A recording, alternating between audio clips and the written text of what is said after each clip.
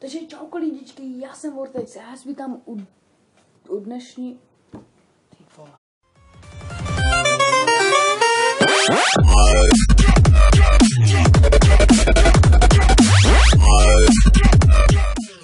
Čau lidi, já jsem Vortex a já vás vítám u dnešního dílu, která je další nová série. Jsou to FB otázky, nebo vlastně Facebookové otázky, kterými, no to je jedno, prostě myslíte, kde mi na to vrhnout a mám tu asi nějak, já to tady mám napsaný, já tu mám asi tak 5 otázek, myslím.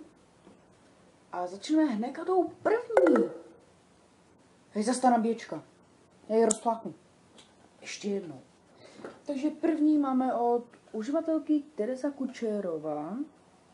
Proč jsi rozmyslel, že budeš natáčet? No, díval jsem se jako za začátku na opravdu různý youtubery, jako je Nejfej, Jirka Král, ale který jsem viděl nejvíce 2 youtubery, kteří byli Ment a Gamer, když natáčeli čarovný Minecraft. V té době jsem chtěl čarovný Minecraft i já, ale nikdy jsem si ho nezahrál, takže jako OK.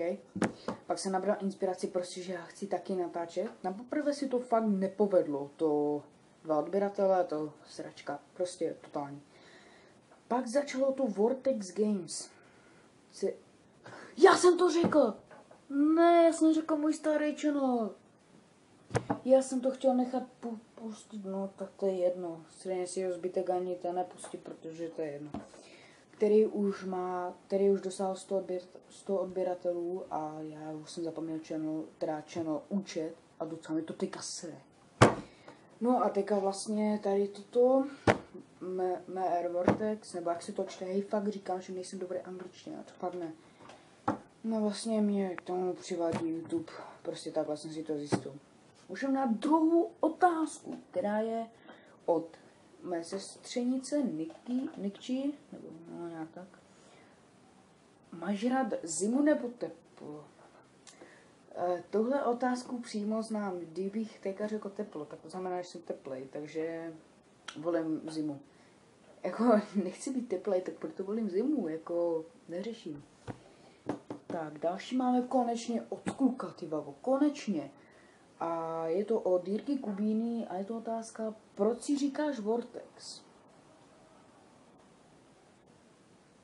Tak to jméno jsem si vymyslel a od té doby, co mě můj kámoš prostě zveřejnil na škole, tak mi vlastně tak čtvrtka školy říká čau Vortexi, což nechápu.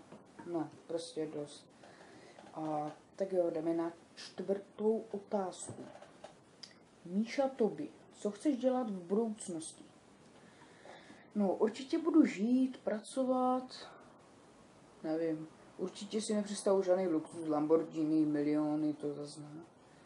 Si určitě nepředstavu. Prostě mám mít ženu, děti, prácu, žít, v pohodě. Jenom tak úplně, jak to má každý prostě v rodině, potřebuje nějaký debilní miliony, prostě miliardu, takhle rozházet. Pen hovno.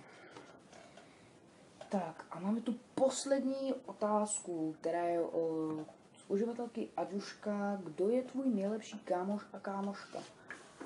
No, můj nejlepší kámoš je Filip Ovčář. Promiň, jestli jsem tě teďka urazil tím, že jsem tě tady zveřejnil na YouTubeku. A kámoška seš teda ty, co jsi to napsala, což je Aďuška, ale znám i tvoje jméno, tvoje příjmení, ale říkat to nebudu, protože bys mě pak venku skopala, takže radši ne. Takže jo lidi, toto je asi pro dnešek všechno. My se uvidíme u dalšího videa a pokud tady budou tak 3 lajky, tak uděláme další facebookové otázky, takže čau.